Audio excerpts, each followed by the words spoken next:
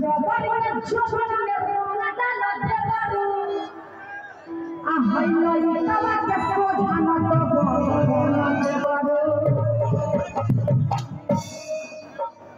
Gift दे रहे हैं propose कर रहे हैं बाबा अरे कुछ बोलोगे चला गया प्रपोज है कि गिफ्ट है मेरे लिए गिफ्ट है हां गिफ्ट है वाह अरे जबर में छोड़ में रोना डाल दे बारू आ हइलो इतवा के सोझा न तो बोल दे बारू मर्दाना सब जब चढ़ा ले भोलेनाथ जी का बूटी तो दबा का समझिए कि बाबू बन जाते बाबू का परदादा के दादा के दादा बन जाते पीने के बाद तो करे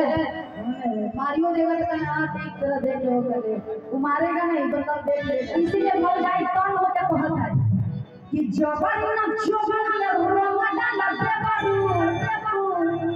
अब दारू पीने में जबरा बड़ा पूछना ना कि कहां डाल रहे हैं हम कुछ नहीं बुझाता है हां बोल रहे हैं सीधे हम लोग जानते हैं कि जबर में जोबन में रोवा डाल दे बारू आ हइलो इतवा के सोझा न तो बोल दे बारू अपनी क्या क्यों पारे ना आया कमी हो कि हम तुम्हारी आया सोलो ही चुकाई अब तो हर मोर दादा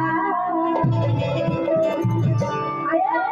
डोंट टच माय मोर आई हट माय के लगा रो आई हट माय के लगा दे रो बेकारवा के जा तोर माई हो जिंदा आ तोर मौसिया जिंदा लइका के ससुराल लइका जो रहत हो गई अपना ससुराल मेहरारू तो भइए है वहां एगो फ्री मिली हुई है शादी समझे ना दूध में छाली ना ससुराल में साली में तो मजे नहीं आएगा है ना कि भतीजा तोर माईया जिंदाबाद आ तोर मौसिया हो जिंदाबाद तोर माईया हो जिंदाबाद तोर मौसिया हो जिंदाबाद आ जबर जबर जबर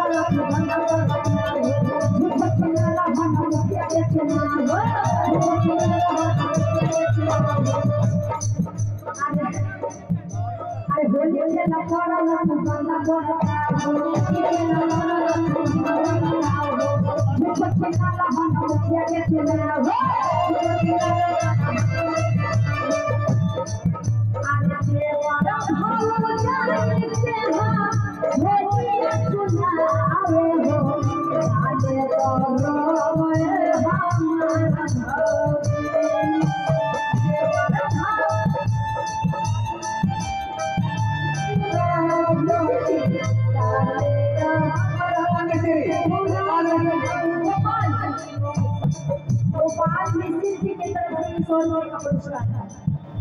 दिन में ये भी शामिल हो गए गोपाल मिस्त्री जी, उनके तरफ से ये 100 रुपये का पुरस्कार है। अरे देवरा भौजाई के हम